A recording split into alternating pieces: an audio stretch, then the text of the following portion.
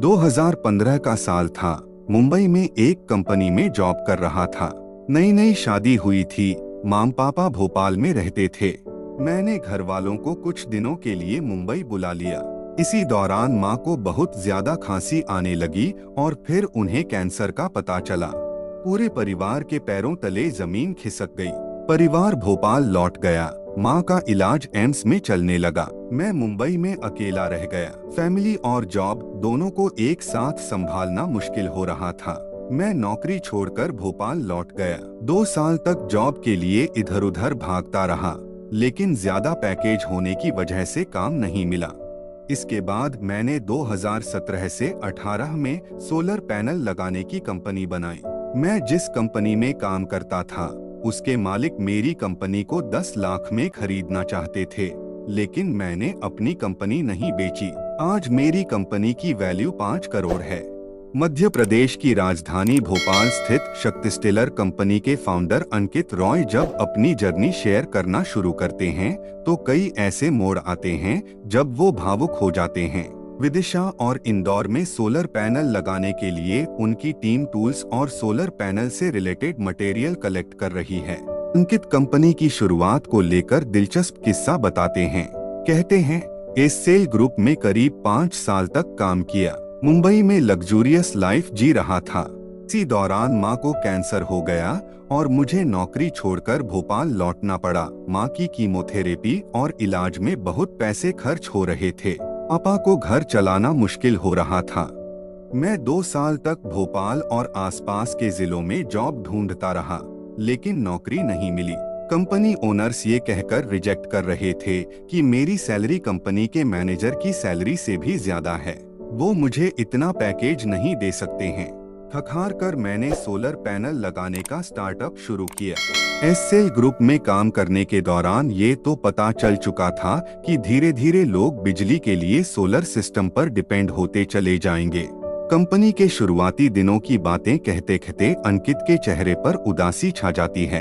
कारण पूछने पर वो कहते हैं, 2017 में कंपनी लॉन्च करने के 1 साल बाद ही माँ का निधन हो गया। मैं पूरी तरह टूट गया। करीब 6 महीने तक डिप्रेशन में चला गया।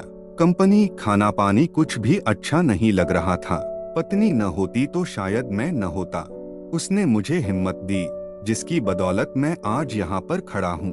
अंकित खुद की ट्रेनिंग को लेकर बताते हैं, 2005 से 2009 में भोपाल के राजीव गांधी प्रौद्योगिकी विश्वविद्यालय से इलेक्ट्रॉनिक्स से बीटेक किया था। उसी के बाद मेरा कैंपस प्लेसमेंट हो गया। कुछ साल बाद मेरी नियुक्ति सीनियर पोजीशन पर हो गई। मैं कंपनी को सोलर पैनल इंस्टॉल करने को लेकर भी इनपुट्स देता था, रिसर्च करता था। जब अपनी कंपनी की शुरुआत की तो मुझे मार्केट रिसर्च करना था।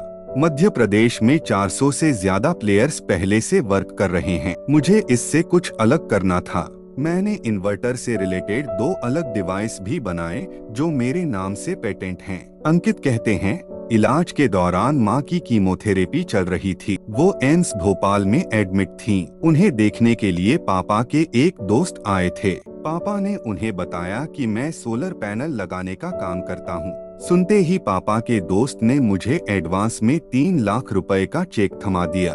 सोलर पैनल लगाने का ऑर्डर दे दिया।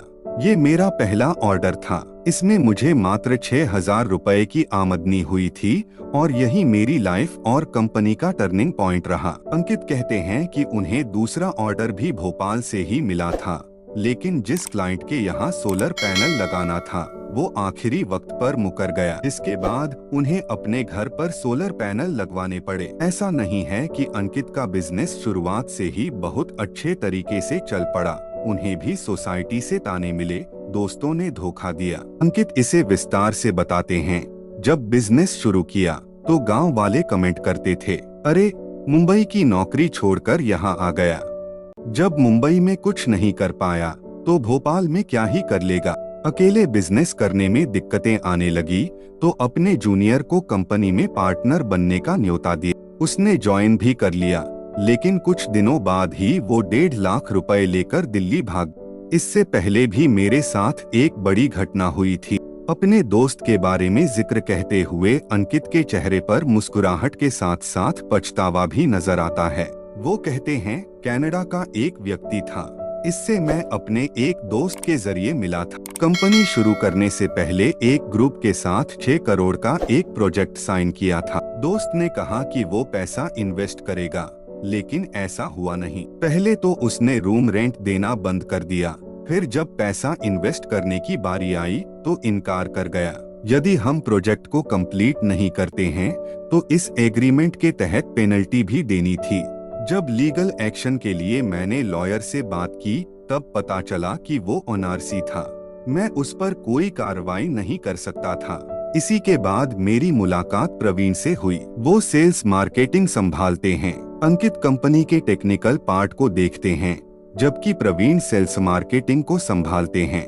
प्रवीण कहते हैं, मैंने रिलायंस समेत दर्जनों कॉरपोरेट इंडस्ट्री में मार्केटिंग का काम किया है। कई बार सोचा भी था कि अपना स्टार्टअप शुरू करूं, लेकिन कभी कर नहीं पाया। जब अंकित से मिला तो मुझे लगा कि ये अच्छा मौका है कुछ अपना करने का।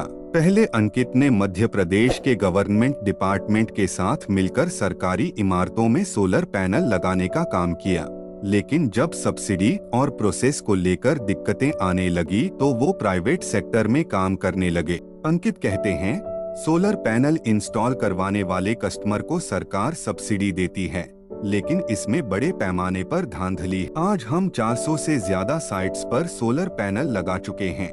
कोरोना से पहले अंकित की कंपनी में 22 लोग काम कर रहे थे, लेकिन अब उनकी कंपनी में 10 लोग काम कर रहे हैं। अंकित बताते हैं, मेरे लिए टीम बनाना भी एक चैलेंज था। शुरुआत में जब टीम बनाई तो कई लोग 1-2 महीने में ही काम छोड़कर भाग गए, जबकि कुछ ने अपनी नई कंपनी बना ली। हालांकि हम अपनी मार्केट स्ट्रेटजी से लगातार ग्रोथ कर रहे हैं। पिछले साल हमारा टर्नओवर 3 करोड़ का था, जबकि इस साल 5 करोड़ का है। अंकित इस बिजनेस के फ्यूचर को लेकर कहते हैं, इंजीनियरिंग करने के बाद स्टूडेंट्स को लगता है कि मार्केट में कोई जॉब नहीं है, कोई स्कोप नहीं है, जबकि सोलर सेक्टर में बहुत काम करने की जरूरत है। आने वाले वक्त में हर घर की छत पर सोलर पैनल आपको इंस्टॉल मिलेगा, लोग नेचुरल बिजली जनरेट करेंगे।